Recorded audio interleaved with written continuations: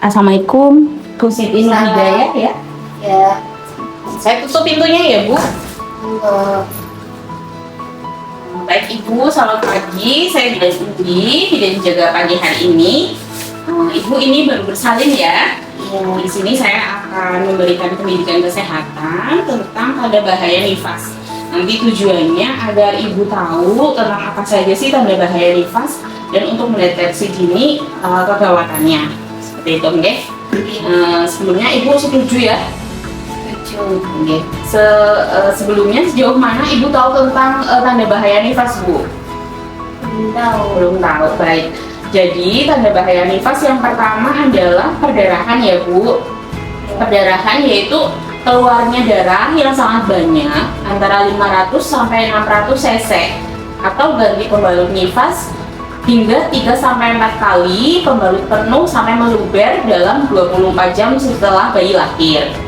Kemudian untuk tanda gejala bahaya yang kedua itu ada infeksi nifas, Bu. Infeksi nifas yaitu demam lebih dari 2 hari, menggigil, peningkatan suhu lebih dari 38 derajat Celcius, kemudian ada pengeluaran pervaginam yang berbau.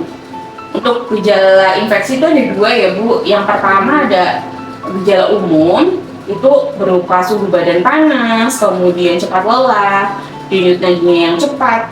Kemudian ada gejala lokal yaitu bisa berupa perutnya lembek, kemudian kemerahan dan rasa nyeri pada payudara atau adanya nyeri saat berkemih nih, Bu. Selanjutnya untuk tanda gejala yang ketiga, tanda bahayanya itu ada gejala eklamsi ya, Bu.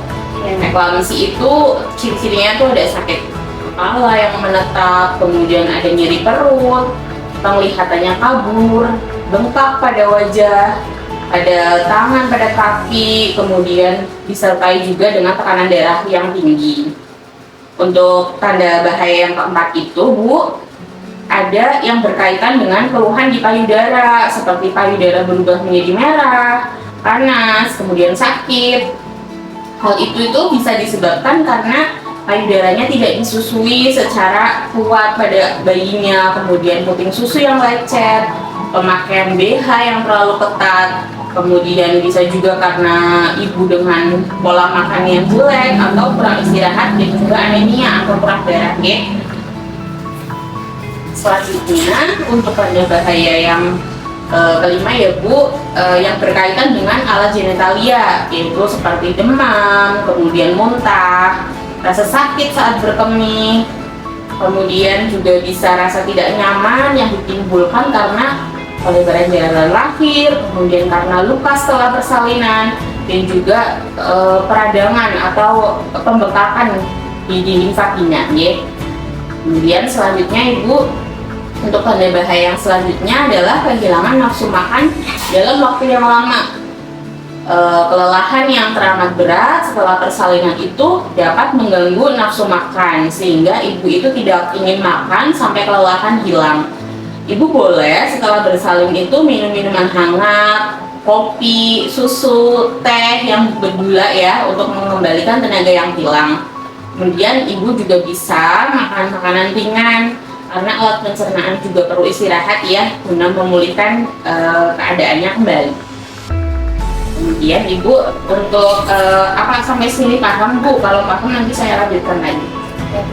Ya. Yang selanjutnya ya, Bu, untuk tanda bahayanya adalah tromboflebitis, yaitu peradangan yang menyebabkan bekuan darah terbentuk dan menyumbat pada pembuluh darah. Biasanya itu terjadi di kaki atau ekstremitas bawah atau nyeri tak tertahankan pada betis ya, disertai dengan perasaan panas, pembengkakan dan kemerahan. Untuk tanda bahaya yang terakhir itu ada gejala postpartum blues ya, Bu, yaitu perasaan sedih atau tidak mampu mengurus bayinya dan dirinya sendiri.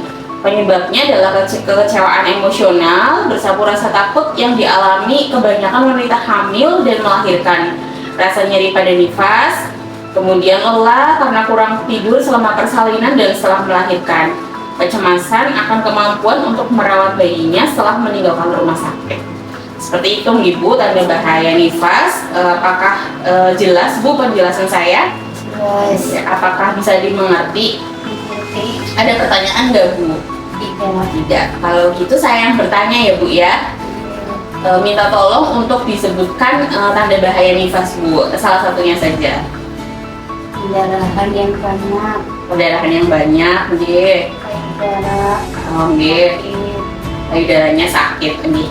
Baik, saya rasa Ibu sudah paham ya. Terima kasih untuk kerjasamanya. Semoga ibu dan bayi sehat selalu, nggih.